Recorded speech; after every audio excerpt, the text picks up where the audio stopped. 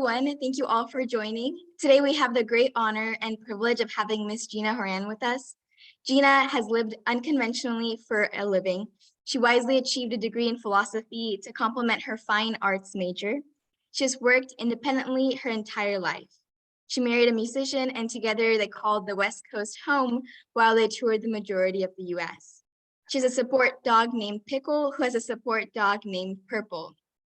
In 2019, lung cancer came into her life shortly after turning 46. Like life, she approached this creatively and independently. She has lived cancer-free since 2020, having escaped death and hospice solely by using her mind and immunotherapy. She'll be sharing her story with us today. Thank you, Gina, for taking the time to be here with us and your willingness to share your story. Thank you for actually using that bio. Right off the top of my head with that one. So before we continue, we want to launch a quick poll to get a feel of the audience we have today. We have just 2 questions that ask how much you know about lung cancer and lung cancer screening. So if everyone could just take a couple of seconds to fill this poll out, that would be wonderful. Can you add a question to it? I'm not sure if I can add a question. Maybe we can do like a raise hand feature. But is there a question that you'd like to add, Gina? I want to know how many people thought that I would have passed the lung cancer screening. Oh, yeah, that's a great question. So if people want to raise their hand and to guess whether or not Gina would have passed the lung cancer screening eligibility criteria, that would be wonderful. As a 30-year smoker. As a 30-year smoker, yes. I'm giving them help.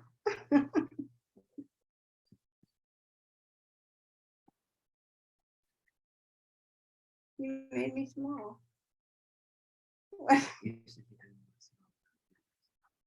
No, I want to. You did? I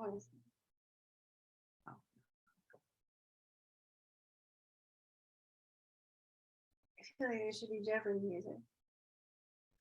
A lament the lack of Jeopardy.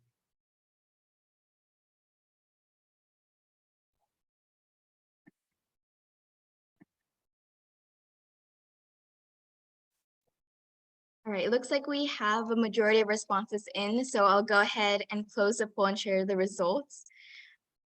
So it seems like the majority of people know a little bit about lung cancer screening, and there's some people who know more about both topics. So that's wonderful to hear that at least people have heard about both lung cancer screening. And we really hope that through this podcast and through Gina's experience, we'll be able to learn about both of these topics more. And regarding your question, Gina, I don't see anyone raising their hands. Maybe it was a leading question, so they figured that you weren't eligible for screening, but I did not. I still don't qualify. Actually, I'm too young. Right. And that's actually something. And I didn't. Oh, go ahead. Sorry, I was just gonna say that that's actually something that we will talk about very shortly. We have just a short presentation with a couple of slides, and one of the things that we cover is this lung cancer screening guidelines. And so we'll see there that individuals have to be at least 50 years old in order to be eligible for screening, in addition to having a 20-pack year smoking history. So, okay. Great. Well, thank you all for filling out the poll. Just to introduce myself and my team, my name is Priyanka Senthil, and with me I have Drake Long and Vasu Patel, and we are part of the American Lung Cancer Screening Initiative, or ALCSI for short. And for those who might not be familiar with our organization, we have a couple of slides to share about who we are.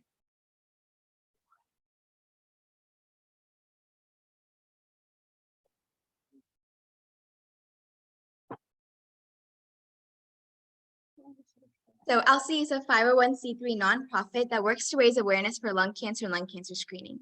We're a team of over 200 students and doctors located across the United States.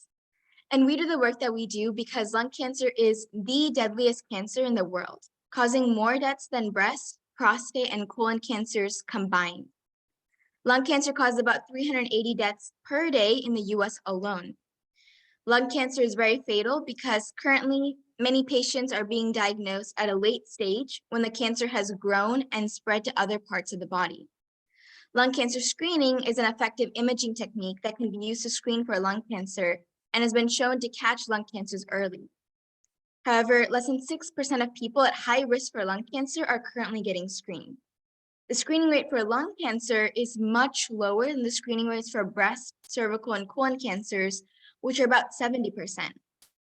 We believe that educating people about lung cancer and lung cancer screening is one of the most important and effective ways to increase this lung cancer screening rate for populations that would benefit from lung cancer screening. So far, we've given over 140 presentations on lung cancer and lung cancer screening to universities, hospitals, medical schools, and organizations around the US, as well as India, Canada, Brazil, and Mexico, reaching over 10,000 people.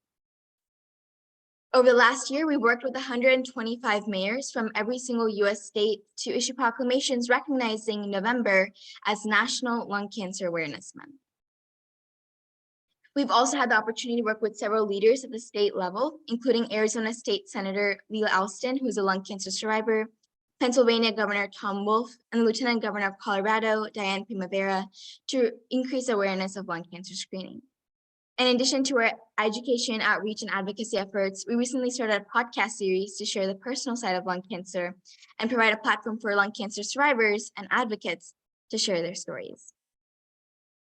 ALCSI has also worked with US Congress members and senators to draft and advocate for the first ever House and Senate resolutions recognizing the importance of the early detection of lung cancer through screening.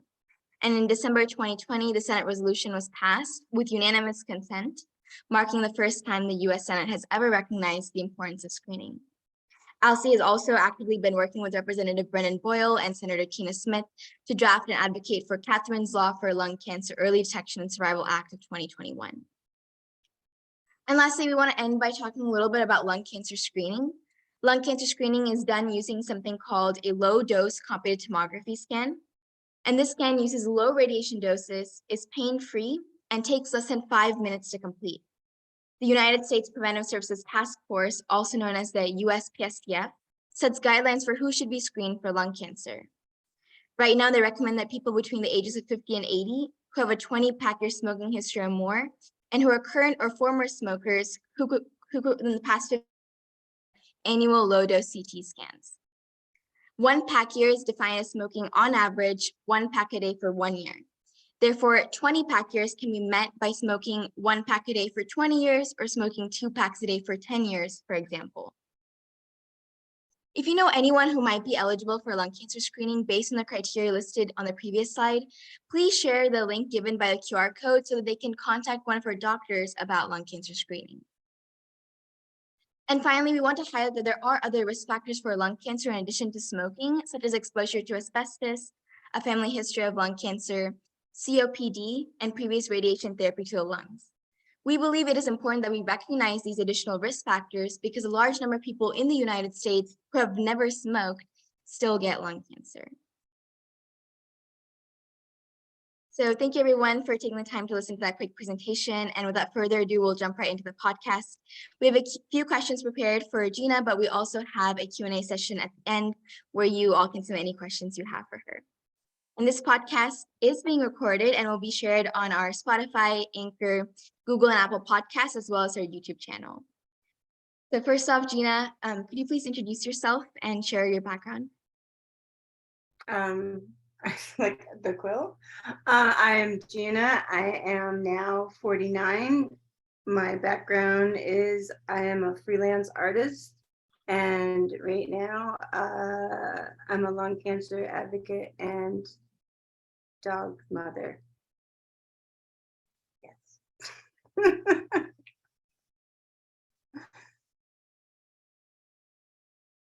And I don't know, awkward silences, I will try to fill them every time. So just start talking.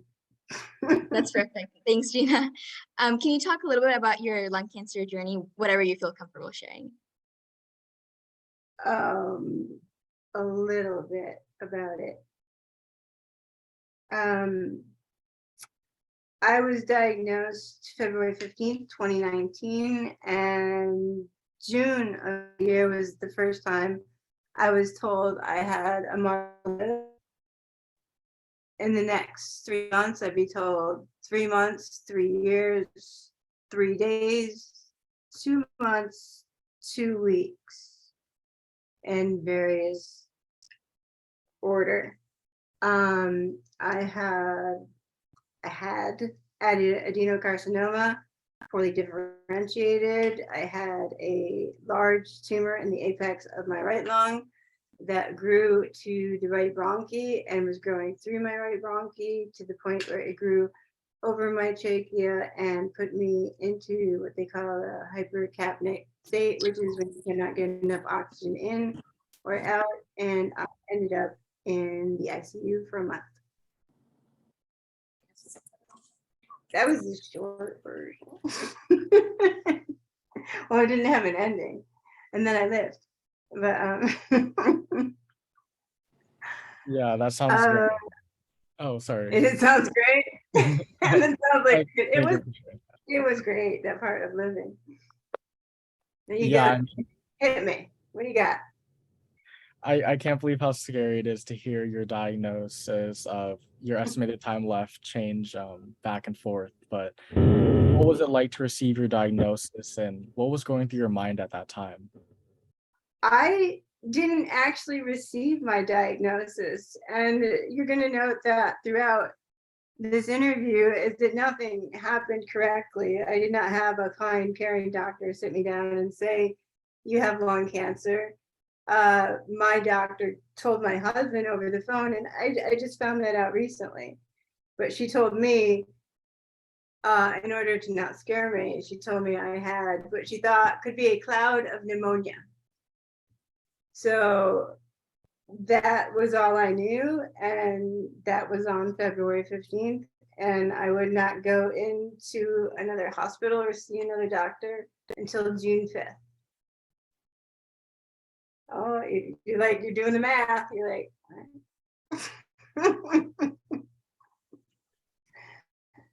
Hi, Gina. In what ways did your life change after being diagnosed with lung cancer? I started dying very quickly. So that changed my life, and that my life became very geared towards death. But on the other hand, useful information is that I very, very quickly learned that the medical system is very much broken in almost every area. And so you kids need to write down that you've got a lot of work to do, because every area of medicine is messed up. Like, you don't think it is, but it is.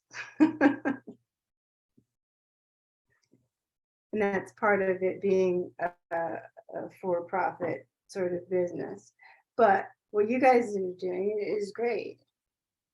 And keep doing it, because people are going to need you. Thank you. Really appreciate it.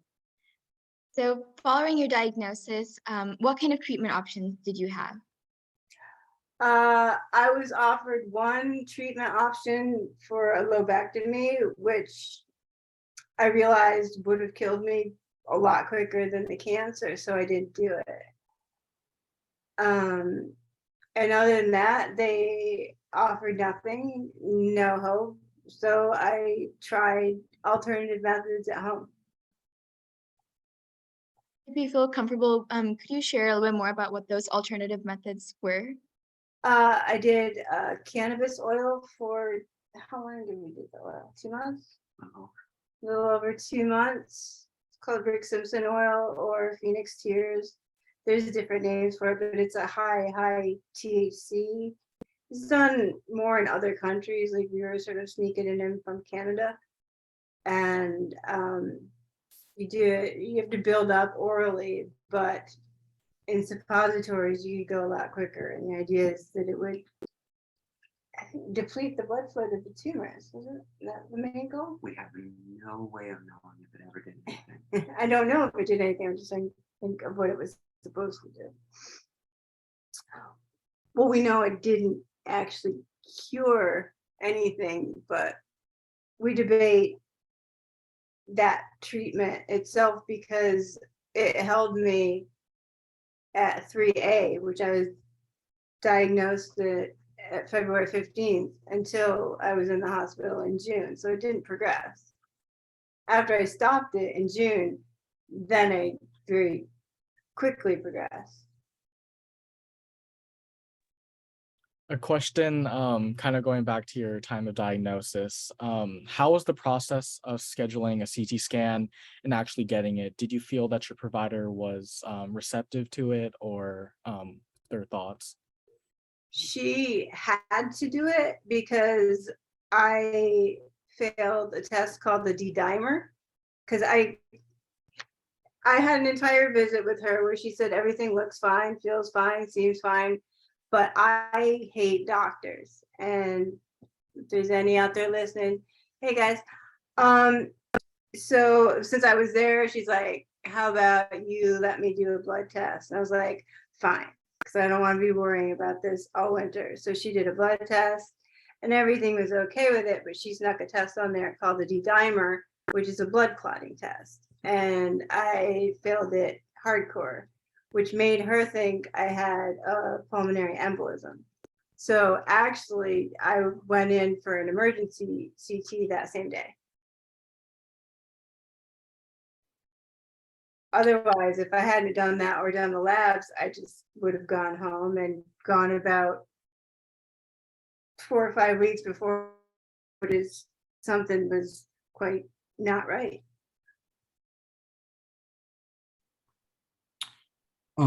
What was it like to have your husband as your caregiver, and what was like the experience for him and you? It sucked. Well, to put him in that position, like he had to stop his work and his life had to all of a sudden be about, my bedpan, because I very quickly lost the ability to walk. He was my legs. He carried me everywhere for 6 months, and the amount of pressure on him to keep me alive. And 4 months after I was diagnosed, his mother was diagnosed, so he was dealing with things, but his life had to be about me. So no, it was not awesome. It was something that is something I regret, but he saved my life, which he regrets. But we weren't in a position. Insurance doesn't keep up with you. They don't say, oh, you're dying real fast. We'll do things real fast. So we had to do what we had to do to keep me alive throughout this entire story. The story, life, like 2019. If that makes sense. Yeah, it is really amazing to have someone by your side, and especially when your husband was taking care of you, like always. Especially since I don't even cook. I mean, he could have traded up. That's all I'm saying.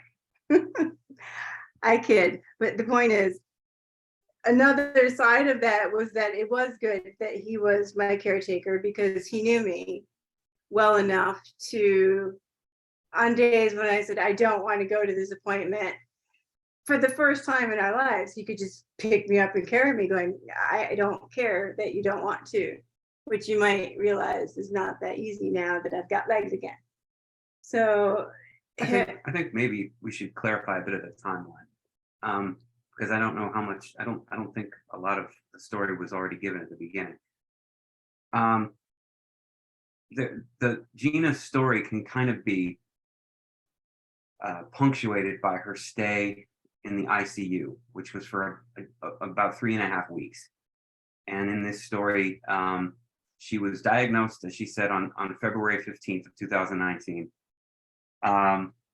And then everything that we've been talking about thus far has been up until her stay in the ICU, which was when we were kind of, on our own, trying things with the cannabis oil and just, trying to keep her alive and keep her comfortable and hoping against hope. And after she had turned down the thoracic surgery. She did not get referred to an oncologist because the buck stopped with the thoracic surgeon. Her primary care physician referred her to a thoracic surgeon, but once she declined thoracic surgery, they would not refer her to an oncologist. So that was a big disconnect with the medical system.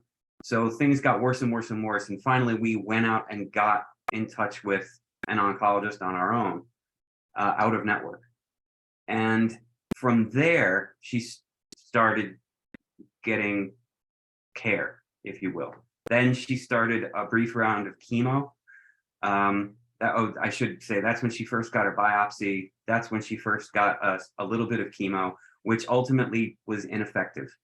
And then from there, she deteriorated further until one day I had to break every traffic law, get her to the ER, admit her, and that's when she was completely hypoxic. And that's when we ended up in the ER for 3.5 weeks. And that's when she had every kind of procedure you can imagine within the span of those 3.5 weeks. And from there, she left the ER, she left the ICU rather, on hospice. Everyone had given up hope. And that's when I had to take over as her caregiver again.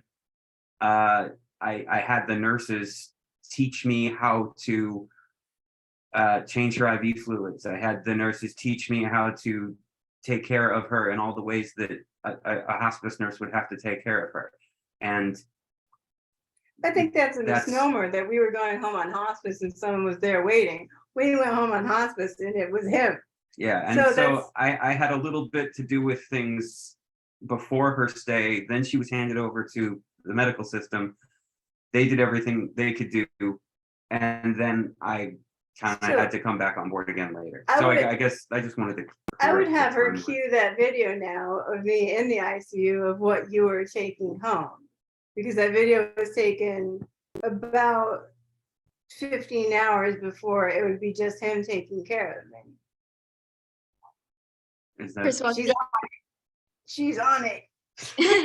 yes, I have it pulled up and I can share it. But first of all, thank you for the timeline. That really helped to give us perspective of like where exactly we're talking about. So that's helpful. But I'll play the video. Not all 6 minutes. I mean, they can just get a general idea from 20, 30 seconds. Sure. With no sound. Good Lord. Yeah.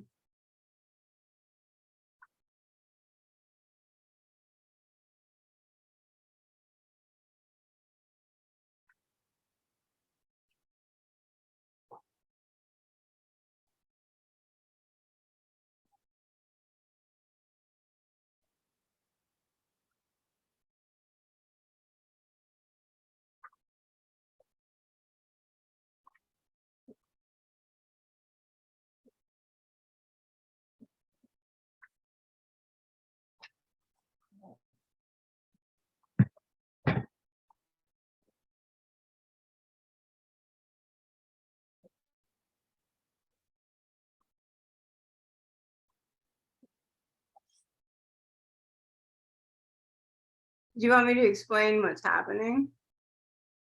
Yeah, that would be wonderful, Gina. If you could talk about like what's happening, what was going through your mind, like, you know, receiving this care at the hospital. Yeah, in the video, I'll say that's what, getting down what it's called suction, where they stick a small brush down the tube of a trach and they scratch at your throat and it makes you cough. And the idea is they pull up the secretions from your lungs. I received a lot of radiation and whatnot, and as you can see with the trach, you don't have any air past here, because mine was cuffed because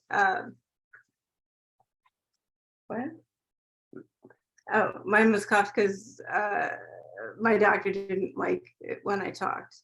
It's a personal thing between him and I got pneumonia, and that's why I was a little sicker there than I had been, because having a cuff trach makes you a lot more susceptible to sort of staph pneumonia, which I did get. But yeah, that's, my husband took this video trying to figure out what he was going to have to do the next day, which was to suction my trach and clean the trach and a lot of things with this hole in your neck that he was going to have to take care of and make sure it didn't get infected, because I wouldn't have lived too long with an infection. But pointing out his special point in him being a caregiver is that I didn't call because I couldn't pick up the phone or talk. Got him to get me hospice so that I could get home, because I heard every morning my doctor would come in and explain why I was dying, because he liked to bother me and annoy me, and he thought it was funny. But one day I actually paid attention to the speech, and he said that Gina is going to die because she's going to drown by the fluids that are keeping her alive. They're going to drown. It's going to shut down her kidneys and all her organs, and she's drowned to death. Isn't that interesting? He said, and the student asked why, and he said, well, because she's starving to death. And I had a peg tube put in because I had a surgery July 30th, which was like a week before this. And they put in the peg tube to feed me, and they weren't using it. And so I thought, I need to get home and I need to eat. And I'll back up further that there was a day in the ICU that a girl came in and she gave a speech about Keytruda. And I was on a lot of drugs then. So what she said to me was, I heard her say, if you take Keytruda, it will cure you. And I'm like, that's cool, I'll do that. So in my head was always, I need to get out of here and get back to the hospital, to my doctor, and get this Keytruda. And so in order to do that, I need to eat. So on my whiteboard, I was writing to my husband every day, home, pills, my doctor, Keytruda. So there was a lot of people that thought I was giving up when I called hospice, but I say very often, I'm probably one of the few people that called hospice because I wanted to live. The hospital was going to kill me. I didn't believe her, for the record. I really thought she was giving up and we were going home, and I was despondent, and her whole family thought this was it. She just doesn't want to pass away in the hospital. And she had demanded to get off hospice. A week later, went to see her old oncologist, demanded to get on Keytruda, and then a month later, she was back. It was crazy. So anyway. So, and because I know one of the questions you ask is what did you learn? And I learned that at my sickest, people made fun of me. There was names, different radiation techs would call me and stuff, and they would drop me and say, oops. And even in the ambulance on the way home, my oxygen ran out. And the guy asked the other guy, he said, should we stop? And he said, no, we're just helping God. So I want you kids to know that it's not a Hallmark movie out there. There are people that have shitty attitudes, and they're taking care of people that are really sick, and they're not being nice to them. And it's something now that COVID's over, I'm getting my file and I'm going back and I'm finding those people, because sometimes we don't die. And that was sort of a stigma. It's like, oh, it's a lung cancer girl, we can screw with her. And they just they screwed with the wrong lung cancer girl. Wow, it's really difficult to hear your story and your experience in the hospital, and just hearing that, you know, it seemed like everyone else had lost hope. So what strategies did you use to get through those particularly difficult times during your journey? Anger, a belief that I was smarter than my doctor, which I was, because starving, food, medical school. So I never doubted that I could live. I never doubted that I could beat this. And like, I was shocked going to my first follow-up scan when I asked my husband, I said, do you think the Keytruda has already cured me? And he's like, that's not how it works. I'm like, yes, it is. And everybody's sort of like, oh no, again, Gina's in her fantasy world. But by that first scan, it was 95% gone. So I was just a little off. Can I jump in? Jump away. Again, with clarifying just the timeline. The ICU visit, when it can be hard to believe that she could talk like this about a doctor, and yet obviously something positive happened while we were there, and both are true. While she was there, the first 10 days of her stay, she was in a coma, and I was dealing with some amazing doctors, some questionable doctors as well, but largely the people who saved her life, she never met. The A team who came in and did all this amazing work to clear her airway and to get her, well enough to be in the video you saw. She never met them. She only knows their names, but those were some amazing, amazing professional doctors. But then there are rotations, and you never know who's going to come in next. So we 7 built days. these relationships with these amazing doctors who did so much to save her, and then just like that, rotation, and you don't know. Then the B team comes in, and they're still thinking about something else. They don't want to take the time to get to know her. They might not even realize how far she's come. The care quality changed instantly. And then another rotation happened. And by this time, that's when she got the doctor that she actually remembers, the awful one, the one that was, my God, if I could say with any certainty, I would say he was actually trying to end her life. But yeah, so there is a disparity. Just because you go to there's one institution, the hospital, but there are 3 rotations, and there was an amazing set of doctors, a sort of middle ground set of doctors, and then what we got that she left with that as her final impression. Well, I also had the rare opportunity to actually turn stage 4 in the ICU, because when I had the surgery, I mean, I was in the coma for 10 days, like you said, and then I was awake for 3 days, and they said, unless you have this surgery because your bowel is impacted, you're going to die in 3 days. I'm like, well, this really friggin' sucks. People won't leave me alone. And so I had agreed to the surgery, and 2 days later, they said it was cancerous. So they erased my entire treatment plan in front of me. So that stuff happens. Like, they didn't think anything of it. There was a whiteboard with all my radiation dates and everything in front of me. And a nurse came in and she's like, oh, you're stage 4. You're not going to do this now. You can have 3 baby doses of radiation, but that's it for you. So, I mean, that explains a little bit of my attitude, but I had to be like that. If I would have showed weakness, I wouldn't be here. And that's why I became a lung cancer advocate, because I know not everybody has the ability to do that, especially, I mean, there still are a lot of older people that get diagnosed and they write to me and I tell them what to do. And I've heard more horror stories. I mean, I've seen like the things that insurance does in specific will turn your stomach. Like, there was a man that wrote me because he couldn't get approved for Keytruda and he wanted to know why, and I had him send me his file.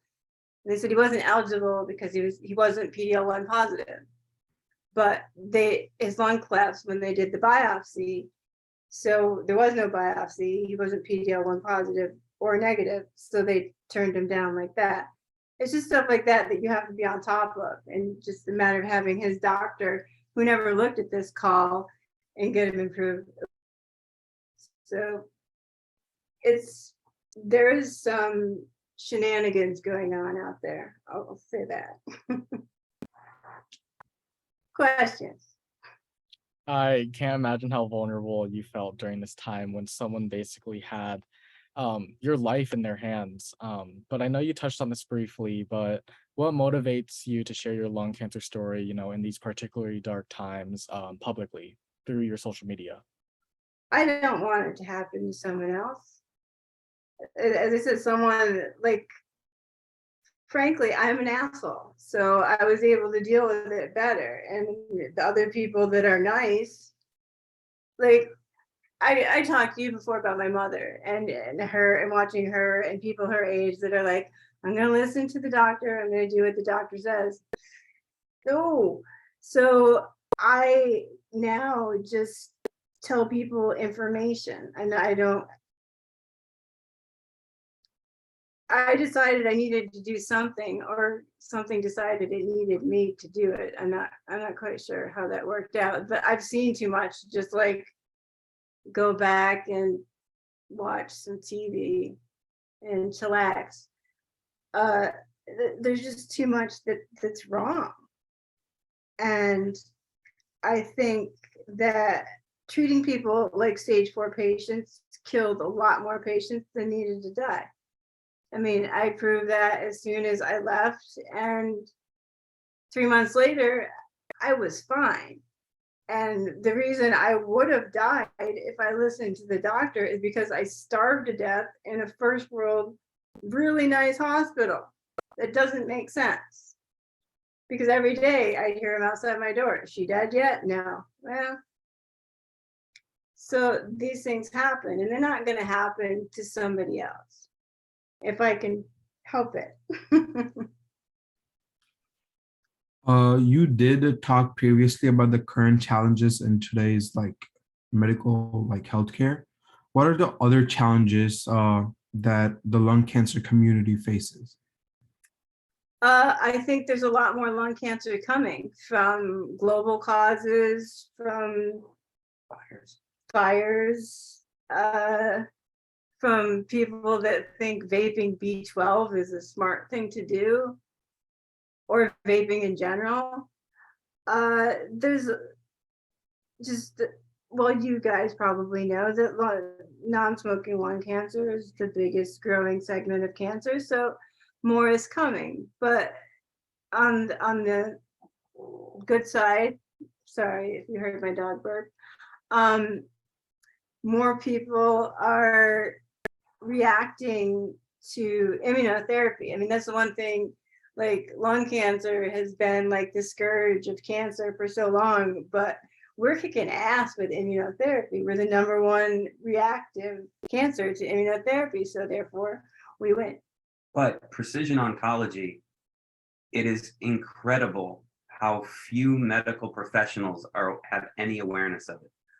Part of our journey is that when Gina started getting her Keytruda treatment, everybody she would meet, she would talk to, every single orderly, every single phlebotomist, every single nurse, anywhere on her trip. While she was getting the Keytruda, people would talk to her because they remembered what she was like, and then they saw her getting better. So it would open up these conversations, and I would be in the room, and I would have to sit and just put my face in my hands every time she would say, well, I'm on Keytruda. Nobody knew what that was. Well, it's immunotherapy. Blank stares. Is that, oh, so it's a chemo? No, it's not a chemo. Well, then they just shut down. They didn't even want to know it. So I thought the doctors need to educate the hospital or the personnel. The doctors don't even seem to know about precision oncology. There's very little education about precision oncology going on, and considering the amazing effect it seems to be having. I mean, it's such a new sector of oncology, and yet the numbers are going up very, very quickly, it seems. The amount of clinical trials happening means that people don't have to worry about breaking the bank. I mean, there seems like such opportunity, and nobody seems to know about it, and it just boggles my mind. That seems to be the biggest challenge right now, because the most promising treatment is the least known about. Well, now it's hooking up with chemotherapy because I think a financial deal was cut there. Well, I mean, it's the same companies. The pharmaceutical companies are in charge of both chemotherapy and immunotherapy. The profit motive is there for them either way. So it just boggles my mind. I don't understand it. Sorry. Back to you. No, no, thank you for sharing. That's it's really interesting to hear. And I think we have a lot of, as you were saying, there's a lot of potential with precision oncology, but patients really do trust their doctors. And if doctors aren't aware of these options and aren't able to recommend them to patients who would benefit from such treatment options, then I think it's really difficult to increase the uptake of precision oncology among patients who would benefit if we're not able to communicate these options to patients themselves. So it seems like a I get letters from people whose doctors won't give them immunotherapy because they think it's like the vaccine, the COVID vaccine, that it's just hooey. So that's scary. That's scary business. I mean, it just depends on the doctor. And a lot of oncologists, the older ones are stuck in their way. You use chemotherapy. You use the thing that will most likely give you cancer. And it doesn't make sense. And if you guys take away anything from talking to me, it's to Google the Williams Cancer Institute and Jason Williams. I have been talking to him, and his methods are the future, and he's amazing.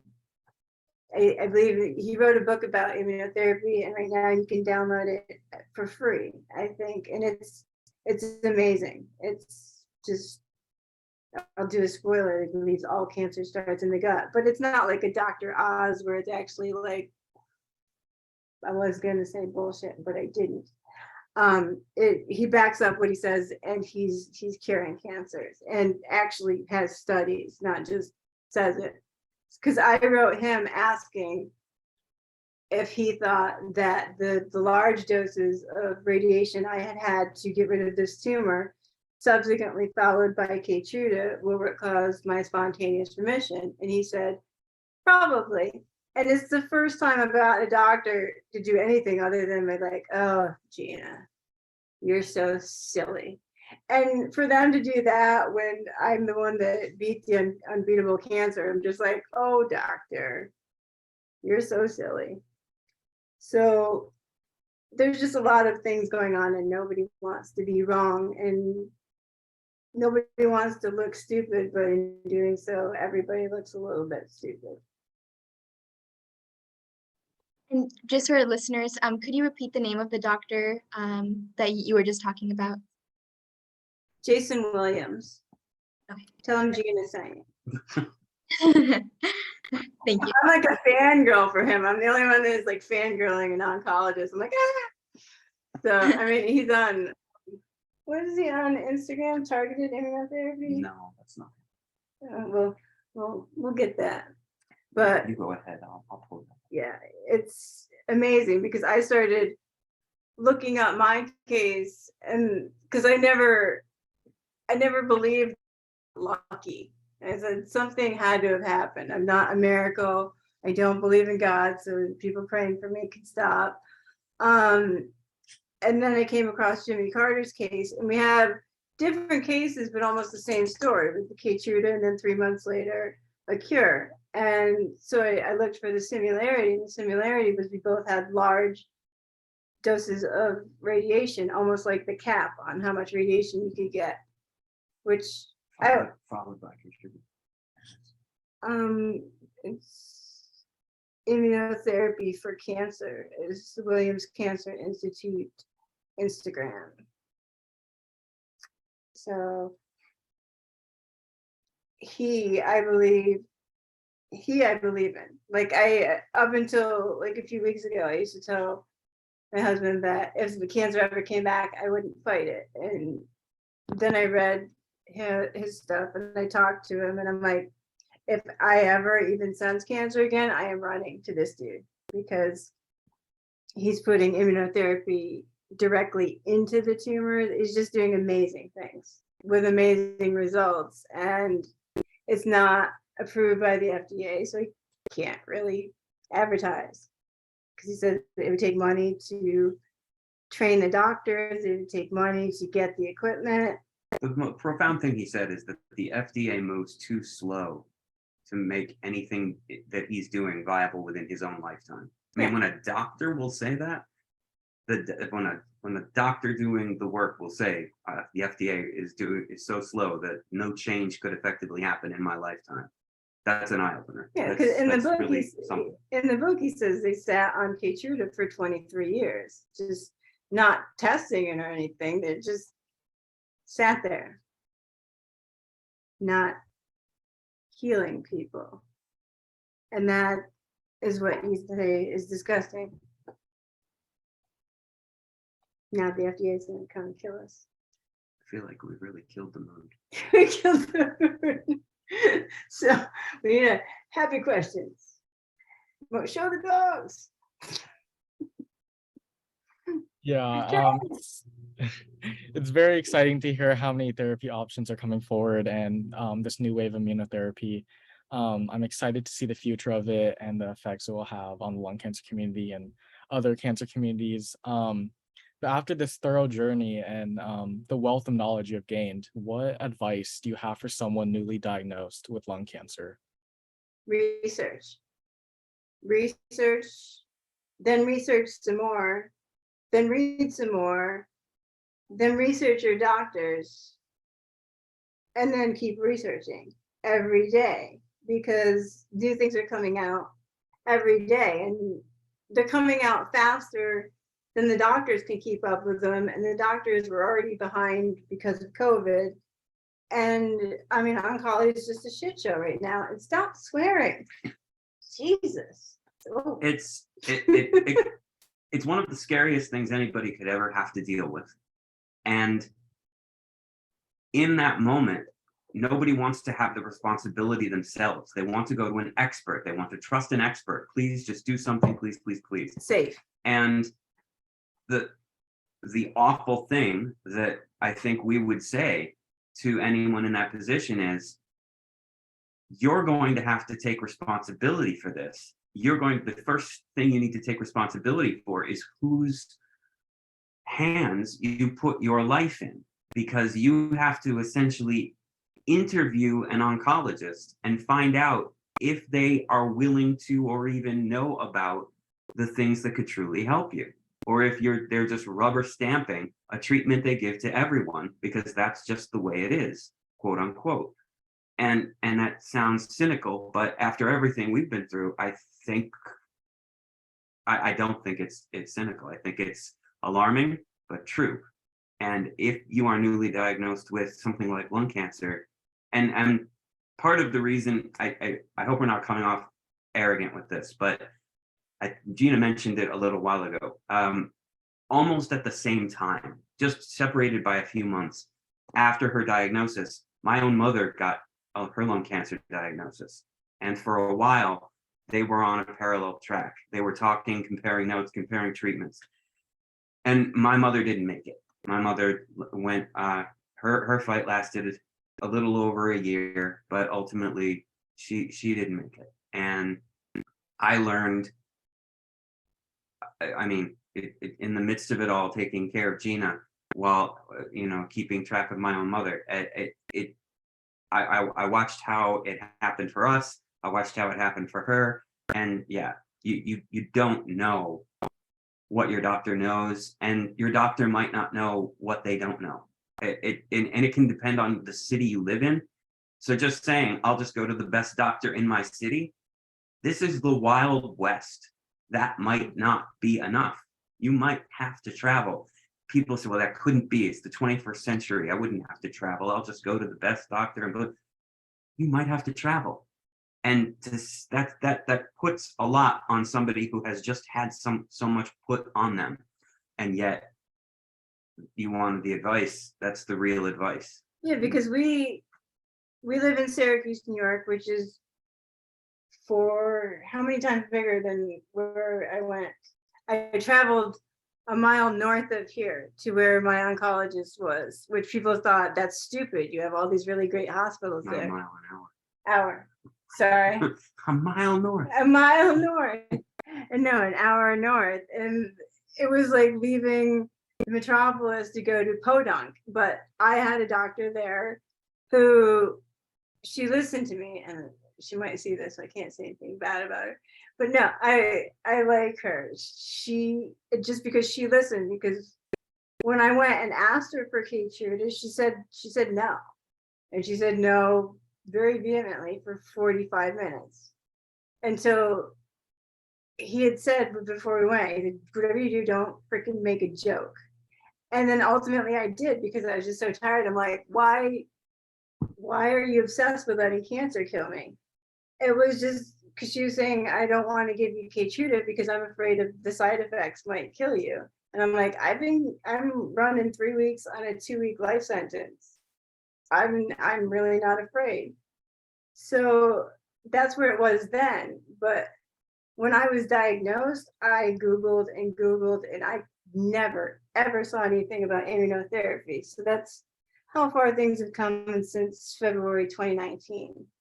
Is it, at least now it's there, the information is there.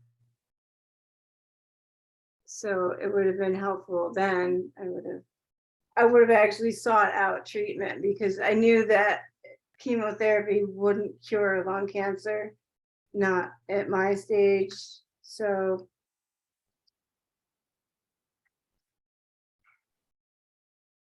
I just went with Jesus. Killed the mood again. So for someone who has a loved one who was recently diagnosed with lung cancer, whether it be a caregiver or just a family member or friend, what advice do you have on how best they can support and help them? Research. Yeah. Research.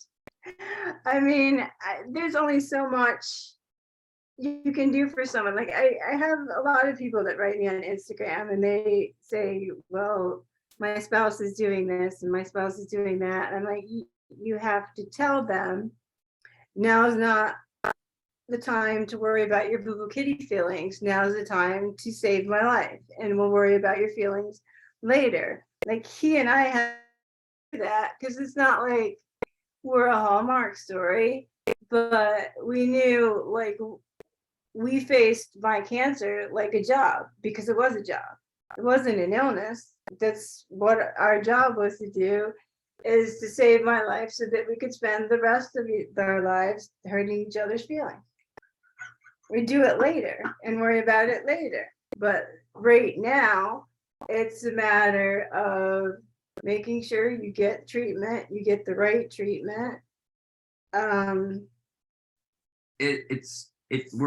I mean, as you can tell, part of the way we cope with everything is making light of things. But seriously, it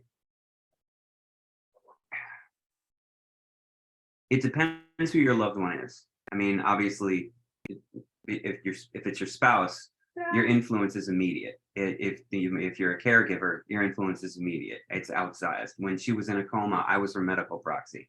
I mean, I actually did have things to do with her medical decisions and her treatment. You love that control. Yeah. But for example, with my mother, there were just as many times when I felt helpless and would be on the phone with her, and or if I got to go see her, I could tell she was trying to hide information from me. She wasn't being honest with me about how things she had found out about her case. She didn't want to let me know things were going downhill early on. But getting back to the whole crux of what your organization is about, testing. My mother was diagnosed. She was over 50. She did qualify for and she hadn't smoked in a long time, but she would have qualified. She was complaining of a cough, and it was a cough she'd never had before. And she went to her doctor, and her doctor said, "Oh, it's probably allergies. Here's some Zyrtec or some." He just wrote her a prescription. She came back the next month, and he said, "I don't know what to tell you." What doctor? What? I mean, what? I don't know what to tell you. She had to come back for 3 months in a row, and the third month she demanded a scan. My mother had to demand a scan. from her doctor who had tried to brush her off with allergy medication for 3 months. And it shouldn't be that way. And she had to get scared into it because she had just found out her daughter-in-law had lung cancer. So, I mean, so anyway, the medical system is run by people, and people are Make fallible. mistakes. And you just can't assume that the system is set up in any way that is going to efficiently help you. If you aren't taking responsibility for your own health, the system is not going to do things you're not doing. And that might hurt people's feelings or scare them, but might keep somebody alive. So, I could give my speech about the profound lack of common sense, but well, I you mean, already brought down the room. yeah, there we go. I don't know what to say. Zoom is weird. Give my support, Pickle. He's napping. He's checked out. If there was one message you would like to give all the listeners today, what would it be? Research. Research cancer treatments. Don't be afraid that if you do research, you'll get cancer. Don't be afraid. I think I beat at people with yammering on about cancer until they realize one day they might need to know. Because I'm not saying that you need to know this today, but one day you might need to know. And don't try to learn after you're diagnosed or after someone you love is diagnosed, because you panic. And when you panic, you make mistakes. And I panicked, but I didn't do anything. I just panicked and was frozen because I had no hope. So I'm like, well, here we go. And just it seems like an awfully big thing to have complete ignorance about. It doesn't seem like, oh, I'm going to learn about cancer and I'll never need to know this. I think you will in your life need to know something about it. So I don't understand why people do not. I mean, but I said that to my man Drake when he called and he was just a kid. I'm like, why are you doing this? Instead of out blaming your parents for doing you wrong and doing drugs. Why are you doing stuff with cancer? But now I respect him. So I don't remember what I was talking about. So I'm going to take a drink and look off to the side.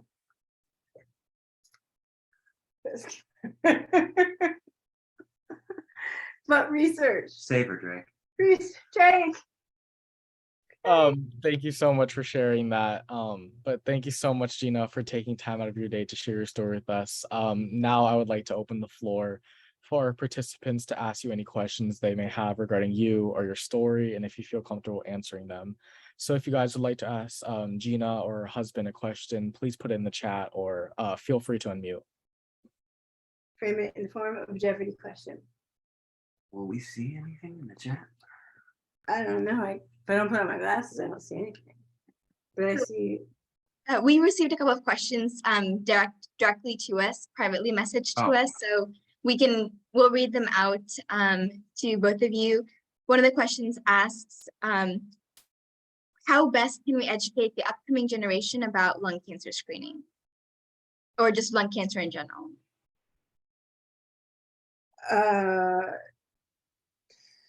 Lung cancer screening needs to completely be revamped. So that's what they're doing. Yeah, they've made a lot of strides already. yeah, okay. So then what can we teach them about lung cancer? I mean, I'm not going to use the phrase anybody with lungs because that phrase just irritates the crap out of me. I think that future generations, anytime anything seems wrong for a period of time, get it looked at. It's not hard. It's not hard to remember that. If something's broke, get it looked at. There's one thing here. I don't think we're answering the question great in a really great way, but if there's one thing that my awareness has come up about in the past few years, radon. I mean, I'm a grown man in his late 40s, and I really only learned about radon a few years ago. People don't know what it is, and I mean, you have to get a home inspection when you buy a house, and you go, why? Well, you know, if you don't talk to the people doing that, you might never understand why radon is important and detrimental, and how prevalent it is.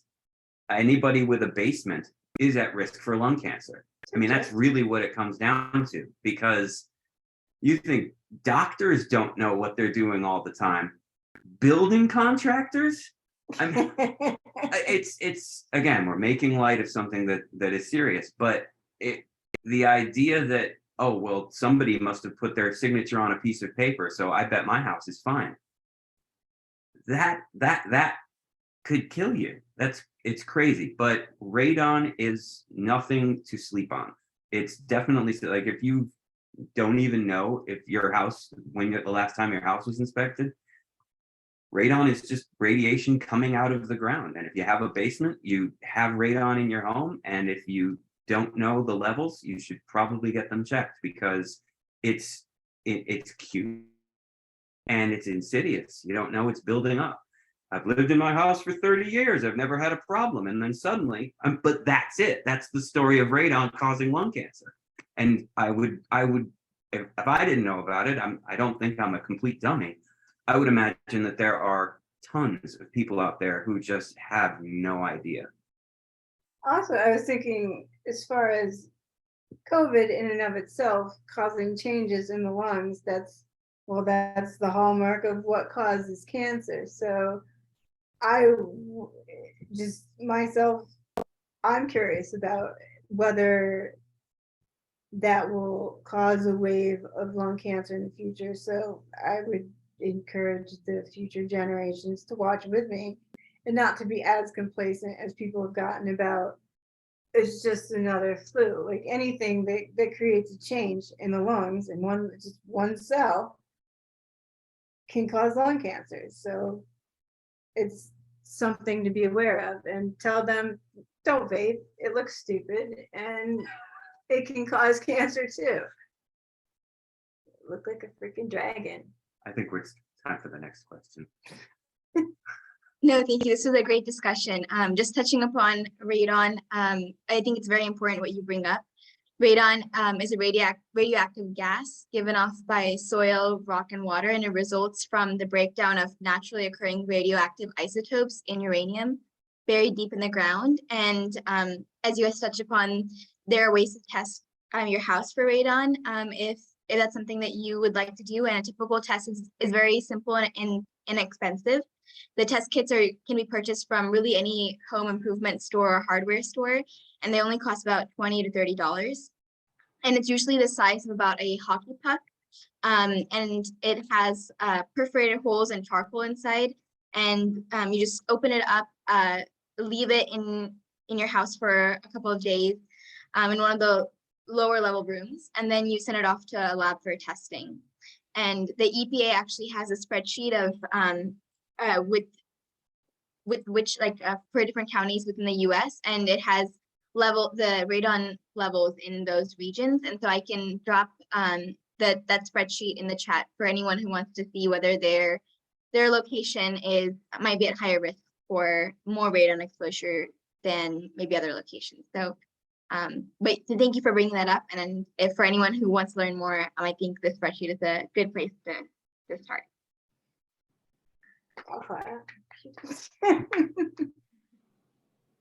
Enough clapping. And just leading into the next Q&A question, what do you hope to see accomplished within the lung cancer field in the next 5 to 10 years? More unity. There's such a divide between the never smokers and the smokers. It's the stars on Mars and the DARs, and it's ultimately, I see it as detrimental to lung cancer, because there's fighting in and amongst the lung cancer community. And it's just, the point is eradicate lung cancer. Did you smoke? Did you not smoke? It doesn't matter. I mean, there's no one left that knows smoking causes lung cancer. So once we got beyond that, like, I just see a lot of, I don't know how to describe it. There's a lot of people that have never smoked feel like they shouldn't have gotten lung cancer. And if the phrase, you only need lungs, is to be correct, that attitude needs to stop. It's not just about infighting amongst survivors too. I mean, the stigma is, it goes back to her stay in the ICU. When she was in her induced coma and doctors were asking me about her history, you know, it was the same questions all the time. But then when the rotation happened the first time and a new set of doctors came in, asked me, has she smoked? I said, yeah, she used to be a smoker. She smoked for about 20 years. And immediately, just the shrugs. These professional people who a minute ago, they could have been stock photos of professional doctors. They just sort of slumped and went, huh, what are you gonna do? Like, they look at each other, well, of course, I mean, what did she expect? I mean, and didn't even try to hide it. Like the difference in the lack of professionalism suddenly went like, oh, so my attitude about saving this patient's life has changed because you answered a question. The stigma was. Yeah, I can see why the people that didn't smoke are getting their attitude from, but they're getting it from the people that treat people that did smoke like crap. I mean, but I'm not gonna say I didn't smoke. I was a smoker. I wasn't apologetic about it, and I wasn't after I got lung cancer because I knew. She's not a smoker anymore. I quit. I wasn't going to cry about an effect I knew was a possibility. Now that I know what it smells like, I am horrified and embarrassed. But then I'd smoked since I was 16 years old. I had no clue. I'm a very nervous person. It was a nervous habit. Everybody forgives you. And well, I still think that the vaping gave me cancer, but we'll get to that next episode. Questions? It's a big picture of Sid. Hey, Sid. You're so skinny. Hi, we just got another question from Said. Sid, My bad. you're not the first. Don't worry about it. She asked, do you think there's any cure for the medical system in this country other than upcoupling the profit motive for pharma and hospital system favoring one treatment over another? Oh, Sid, I shouldn't invite you with the good questions. I mean, the system, there needs to be checks and balances that are actually checked and balanced. And that's just not happening right now.